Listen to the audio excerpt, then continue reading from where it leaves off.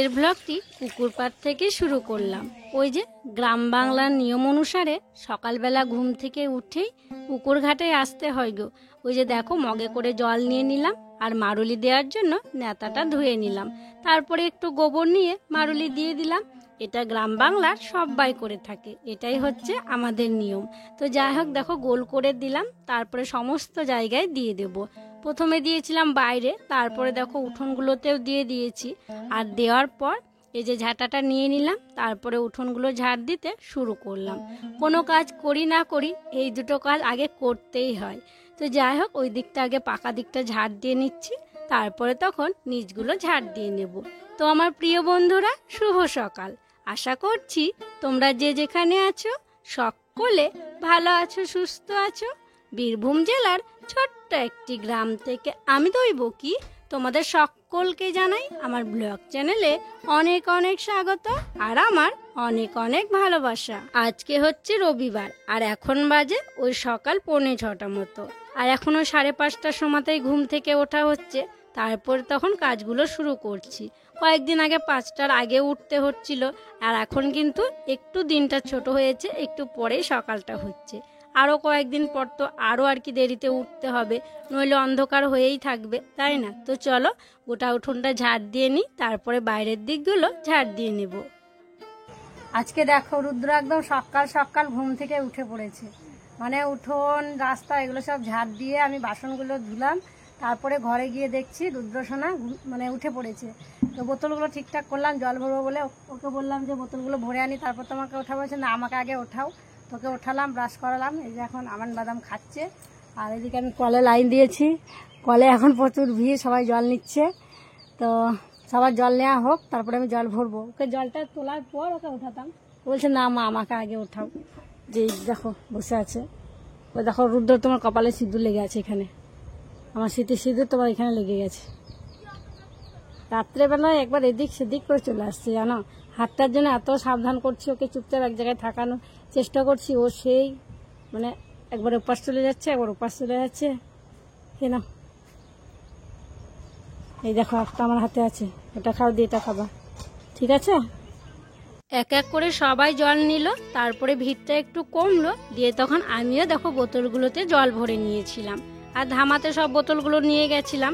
ধামায় নিয়ে আসার পর দেখো এই যে বালতিটায় রেখে দিচ্ছি। আগে তো একটা ফাটা গামলা ছিল, ওইটাতেই রাখতাম, তো ওটা একদমই অচল হয়ে গিয়েছে। তো সেই জন্য ওই গামলাটায় আর রাখা হয় না, এই যে বড় বালতিটাতেই রাখা হয়। তবে এত বোতল ফাঁকা ছিল, মানে নিয়ে এলাম এক ধামা, তবুও সব আটেনি জানো তো, কয়েকটা বাইরেই রেখে এসেছি। তো চলো ওগুলো এখন নিয়ে আসি। বাইরে বলতে ওই সিঁড়ির ওখানটাতেই রেখেছিলাম এই 3টে বোতল দেখো। তো ওইগুলোকে পরে নিয়ে এলাম, একসাথে নিয়ে এলে না পড়তে পড়তে আসতো, তাই পরেই আনলাম। তারপরে দেখো চলে এলাম বিছানাটাকে গুছিয়ে নেওয়ার জন্য। বিছানাটা গোছানো হয়নি, তো মশারিটা টানানো ছিল, মশারিটা আগেই তুলে নিয়েছি। আমি যখন ঘুম থেকে উঠে যাই তখন মশারিটা খুলে আর কি ওই যে দেখো খাটের ওই ওপরটাতে খুলে রেখেছি আর কি, তো ওখানে আর কি রাখা থাকে মশারিটা। তো যাই হোক এদিকে দেখো বালিশগুলো সব এক জায়গায় করে রেখে দিচ্ছি। আর এখানে দেখছো 2টো বাড়তি বালিশ আছে, কারণ তোমরা অনেকেই কমেন্ট করে বলেছো যে রুদ্রর প্লাস্টার করা হাতের ওই তলে একটা নরম বালিশ দিও। তো ওখানে একটা বালিশ দেওয়া থাকে। আবার কি বলো তো, ওই যে দেওয়ালের ধারেও না একটা বালিশ দিয়ে রাখি, কারণ ও না ঘুমের ঘোরে এদিক সেদিক আর কি মাথা নিয়ে চলে যায়, ঠোকা লাগলে আর কি লাগতে পারে মাথায়। তো সেই জন্য দেওয়াল ধারেও একটা দেওয়া থাকে, আবার খাটের ওই সাইডটাতেও একটা দেওয়া থাকে, যাতে ওর লেগে না যায়। তো যাই হোক বালিশগুলো গুছিয়ে রাখার পর দেখো বিছানাটা টান টান করে গুজে নিয়ে এখন ভালো করে ঝেড়ে দিচ্ছি। আর কাঁথাটা এখন নামানো হয়নি, কারণ এই 2 দিন খুব গরম করছে, তো সেই জন্য কাঁথাটা আর কি নিচে নামাইনি। যেদিন একটু ঠান্ডা ঠান্ডা থাকে, বৃষ্টি হয়, সেদিন কাঁথাটা নামিয়ে ঢাকা নিতে হয়।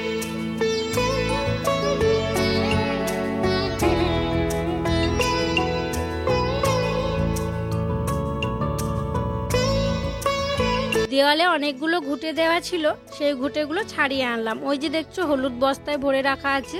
তো ঘুঁটেগুলো এখন মেলিনি, কারণ ভাবছি যে কোথায় মেলবো, ছাদে দেবো না নিচে দেবো। আর ভালো এখন রোদও হয়নি, তো এখন ভরেই রেখেছি, বেশি যখন রোদ বের করছে দেখবো তখন ঘুঁটেগুলো মেলে দেবো। আর এই যে বাঁশ দেখো মেলে দিলাম, বাঁশ ভাঙা এগুলো জানো তো ওই আমাদের বাঁশঝাড় থেকে কালকে কাটা হয়েছিল। তো কালকে তো কোনো ভিডিও করিনি বলে তোমাদের সাথে শেয়ার করা হয়নি। তো জল পেয়ে পেয়ে ওগুলো একদম কেমন ভেজা হয়ে আছে, জ্বলছে না। তাই ওগুলোকে রোদে দিলাম। ঘুঁটেগুলো একটু পরে মেলে দেবো।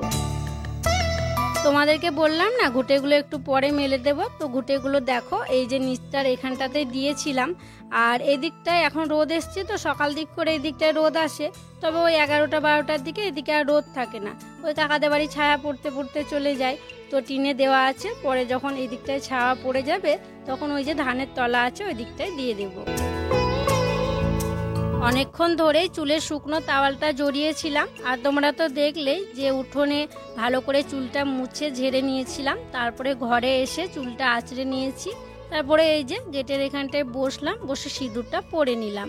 তো চলো এখন ঠাকুর সেবাটা দিয়ে দিই, আর ওইদিকে শ্বশুরমশাই বসে খবর দেখছে আর কি। তো যাই হোক চলো গো, ঠাকুরের বাসনপত্রগুলো ধুয়ে নিয়ে আসি আগে, দিয়ে সেবাটা দিয়ে দেবো। ঠাকুর সেবা দেয়া হলো, তারপরে সবাইকে মুড়ি দিয়েছিলাম, রুদ্রসোনাকেও খাইয়ে দিয়েছি আর আমিও খেয়ে নিয়েছি।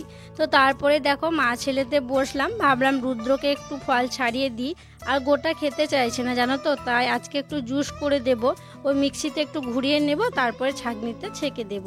আর হ্যাঁ, একটা কথা মনে পড়লো, তো কালকে যে আমি শাড়ির ভিডিওটা শেয়ার করেছিলাম তোমাদের কাছে, তো 2-3 জন কমেন্ট করেছো যে তুমি মিথ্যাবাদী, মিথ্যা কথা বলছো। তো দেখো সত্যি আমারই ভুল হয়ে গেছিলো, তো তোমাদের কাছে আমি ক্ষমা চাইছি গো, আমারই মিথ্যে কথা বলা হয়েছে। মানে অত শাড়ির মধ্যে না আমার অতটা মনে ছিল না, মানে দুটোই আর কি আগের বার পুজোর ছিল, কোনটা কোথাকার একটু গুলিয়ে ফেলেছিলাম। তবে ভিডিওর শেষে দেখবে মানে ওই লাল হলুদ শাড়িটা নিয়ে কথা হয়েছিল, তো ওটা মায়ের বাড়ি থেকে দিয়েছিল, আর যেটা আর কি বেগুনি কালারের শ্বশুর বাড়ি থেকে নিয়েছিলাম। তো শ্বশুর বাড়ির থেকে নেওয়া শাড়িটা যখন আমি দেখিয়েছিলাম তখন বলেছিলাম লালটা মায়ের বাড়ি থেকে দিয়েছে। তো পরে বলেছিলাম তোমরা হয়তো ভিডিওটা ভালো করে দেখোনি, তো তোমাদের কমেন্টে আমি খারাপ কিছু মনে করিনি, কারণ আমি মিথ্যে কথা বলেছি বলেই তোমরা আমাকে মিথ্যাবাদী বলেছো। তো আবারও বলছি, আমার ভুল হয়ে গেলে আমাকে ক্ষমা করে দিও। আর এটা জেনেও আমার ভালো লাগছে যে আমি মনে রাখতে পারছি না যে আমার কোন শাড়িটা কবেকার, তোমরা মনে রাখতে পেরেছো। সত্যি এটা দেখে মানে বোঝাই যাচ্ছে যে তোমরা আমাকে কতটা ভালোবাসো। তো যাই হোক, এদিকে দেখো ফলের রসটা করলাম, করে রুদ্রকে খেতে দিলাম, মানে খাচ্ছে আর চেটে নিচ্ছি দেখো। তো খাইনি বেশি জানো তো, অর্ধেকটা খেয়েছিল, অর্ধেকটা মাকে দিয়েছিলাম। তো ও বলছে টক টক লাগছে, তো একটু তো টক টক লাগবেই মুসাম্বি। আর এই যে ওপরে লেগে যাচ্ছে, বলছে মা খাচ্ছে আর ওপরে লেগে যাচ্ছে, তো সেই জন্য জিভ দিয়ে চেটে নিচ্ছে। তো যাই হোক, ওকে খাওয়াবো, দিয়ে তখন রান্না বান্না বসিয়ে দেবো। রান্নাবান্না বসিয়ে দিয়েছি, অনেকক্ষণই হয়েছে রান্নাবান্না বসিয়েছি, আর প্রচণ্ড গরম আজকে, মানে সকাল থেকে পুরো একদম খুব রোদ করেছে, খুব গরম, এটা টপ টপ করে ঘাম পড়ছে। আর এদিকে আমি মশলা বাটছি, আর আজকে পাট শাক নেওয়া হয়েছিল, পাট শাকটা আগে রান্না করে নিয়েছি, ভাত হয়ে গেছে, ভাত নামিয়ে ফ্যান ঝরাতে দিয়েছি।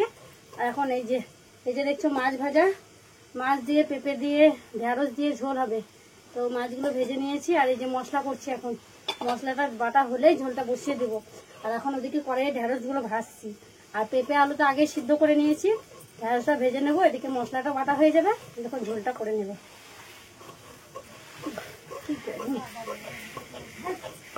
রান্না করতে করতে এলাম রুদ্রসোনাকে স্নান করানোর জন্য। দিদি মাকে স্নান করে দিল, তারপরে রুদ্রকেও স্নান করাচ্ছিল। তো আমি ভাবলাম যে আমি যাই একটু হাতটা ধরে থাকি, নইলে তো হচ্ছে না আর কি একা একা। তো সেই জন্য দেখো যে হাতটায় প্লাস্টার করা আছে, ভালো করে কাপড় দিয়ে জড়িয়ে রেখে ওকে স্নান করানো হচ্ছে চেয়ারে বসিয়ে। রুদ্রকে স্নান করানোর পর বাকি রান্নাগুলো করে নিয়েছিলাম। আর এই যে দেখো রুদ্রসোনা আমার কাছে এসে বসে আছে, ও বলছে মা রান্না হলো, আমি ভাত খাবো। রুদ্রসোনার আজকে খিদে পেয়ে গেছে।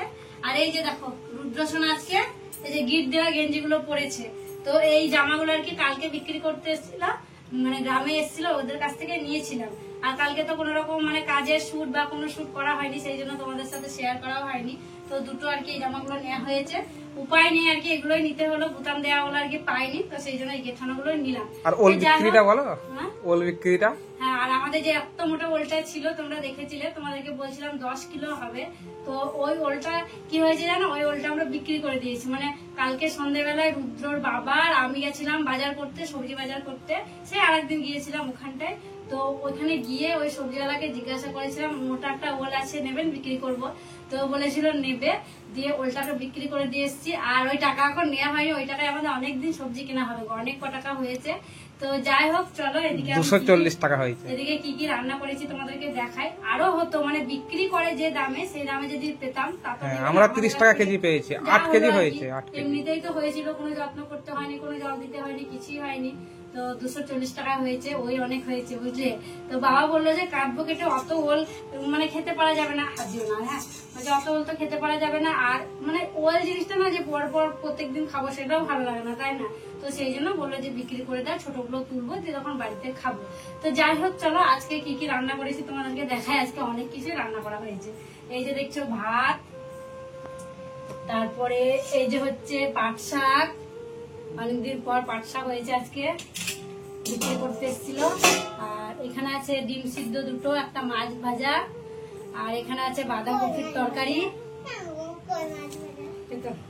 তোমার জন্য ডিম সিদ্ধ মাছ ভাজা। তারপরে এখানে আছে দেখো ঢেঁড়স দিয়ে, পেঁপে দিয়ে, আলু দিয়ে, মাছ দিয়ে একটা তরকারি, মানে সবজি দিয়ে মাছ দিয়ে তরকারি। একটা সবজি দিয়ে মাছ দিয়ে তরকারি আর কি রোজ রোজ থাকছেই, মানে সবজিটা খাওয়া খুবই ভালো। সবজিটা রুদ্রকেও দিচ্ছি, সবজিগুলো একদম চটকে মেখে ওকে ভাত দিচ্ছি। আর এই যে এখানে আছে দেখো সর্ষে মাছ, মানে ভাপা করেছে এটা, মানে মাছগুলোকে ভাজিনি, মাছগুলো কাঁচায় দেওয়া হয়েছে, মানে ভাপা করেছে। অনেকক্ষণ উনুনে বসে রেখেছিলাম, দিয়ে আস্তে আস্তে আস্তে আস্তে হালকা জালে আর কি ঢাকনা দিয়ে হলো। তো এই যে কি সুন্দর হয়েছে আর কি সর্ষে মাছটা। তো এই হচ্ছে আজকে রান্না বান্না। তো চলো রান্না বান্না যখন হয়ে গেছে, তখন রুদ্র যখন বলছে খিদে পেয়ে গেছে, ওকে আগে খাইয়ে দিই, কড়াই মাজা হয়নি, তো পরে আর কি মেজে নেবো, আগে ওকে খাইয়ে দিই, ওকে খাওয়ানোর পর বাড়ির সবাইকে দেবো। চলো আমি হাত ধুয়ে আসি, হ্যাঁ খাওয়া জল বেলাই।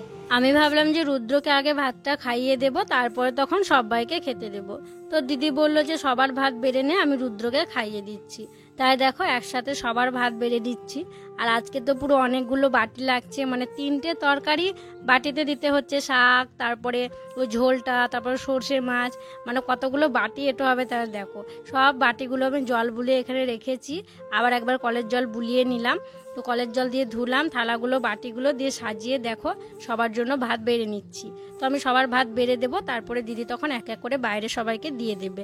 আর এই যে হচ্ছে সর্ষে মাছ, তো মাছগুলো খুব বড় ছিল না, ওই একটা করে মাথা আর লেজা এরকমই আর কি পিস হয়েছিল।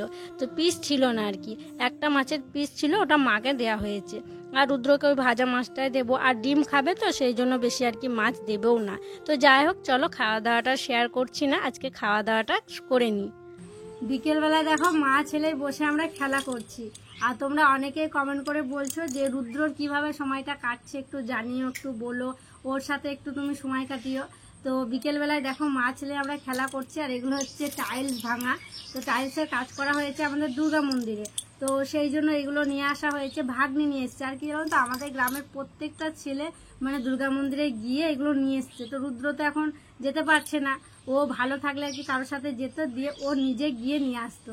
তো ও যেতে পারছে না বলে ভাগ্নি গিয়েছে, দিয়ে ভাগ্নি দেখো এগুলো নিয়ে এসছে। আর এগুলো নিয়েও সারাটা দিন খেলা করছে, মানে কত কিছু বানাচ্ছে গো এগুলো দিয়ে, ঘর বানাচ্ছে, সিঁড়ি বানাচ্ছে, রেল বানাচ্ছে, নিজের নাম লিখছে, কত কিছু করছে। আর এই করে ওর সময়টা কাটছে। আর তোমরা এটাও বলেছো যে লুডো আছে তো বাড়িতে, লুডো খেলবে, ওর সাথেও সময়টা কাটবে। তো এই যে এগুলো নিয়েই ওর কি খেলা করছে। তো ভাবলাম বিকেলবেলা আমারও যখন কোনো কাজ নেই ওর সঙ্গে একটু খেলা করি আর কি। আমি ওকে রেখেই আমি কোথায় যাব, আর যাওয়াও হয় না, এ কাজ ও কাজ করে আর কি বাড়িতে সন্ধ্যা হয়ে যাচ্ছে। তো যাই হোক কিছুক্ষণ রুদ্রর সাথে খেলবো, তারপরে হচ্ছে এখন আর কোনো কাজ নেই সেরকম, সন্ধ্যেবাতি দেবো সন্ধ্যা হলে। রুদ্র তোমার নাম লেখো দেখি, তোমার নাম লেখো, নাম লেখো। রুদ্র কি বানাচ্ছ, কি বানাবা, ঘর বানাবা? এগুলো কি হবে, এগুলো কি হচ্ছে, হ্যাঁ এগুলো কি হবে, এটা থাকে না তো সমান জায়গা না, ঘরে বেশ ভালো হচ্ছিল বলো, ঘরে যখন করছিল বেশ ভালো হচ্ছিল। আর উঠোনটা একটু এঁকে বেঁকে আছে তো, আর বৃষ্টি হলো, সমান আর কবে হবে। তো যাই হোক দুদিন থেকে বৃষ্টি হচ্ছে না, মনে হচ্ছে যে আর হবে না। তো যাই হোক চলো রুদ্রের সাথে কিছুক্ষণ খেলা করে নি, নাকি রুদ্র আমার সঙ্গে খেলবা, ভালো লাগছে? হ্যাঁ এখন বাজে রাত 9:30, আর আজকে তো অনেক কিছু রান্না বান্না হয়েছিল। তাও দেখো রুদ্রর বাবা মাছ ছানছে মানে পেঁয়াজ কাঁচা লঙ্কা দিয়ে মাখছে আর কি, মাছ ভাজা মাখা করছে।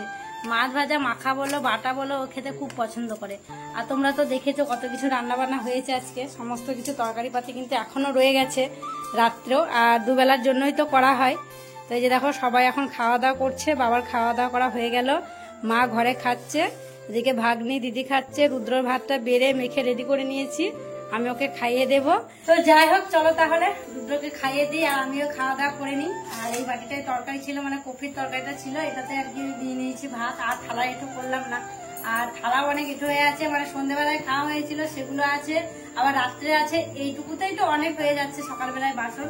কি হলো বাবা? ঝাল?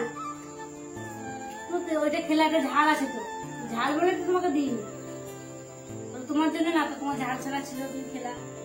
তো যাই হোক চলো আজকের মতো তাহলে এখানেই বিদায় নিচ্ছি। তোমরা সকলে ভালো থেকো, সুস্থ থেকো। আর যারা নতুন বন্ধু হয়ে আমার এই ভিডিওটি দেখছো তাদের কাছে একটি অনুরোধ করব, আমার চ্যানেলটিকে সাবস্ক্রাইব করে আমার পাশে থেকো। আর যারা পুরনো বন্ধু হয়ে আমার পাশে আছো তাদেরকে আমার অসংখ্য অসংখ্য ধন্যবাদ আর অনেক অনেক ভালোবাসা। দেখা হবে আবার পরবর্তী ব্লগে।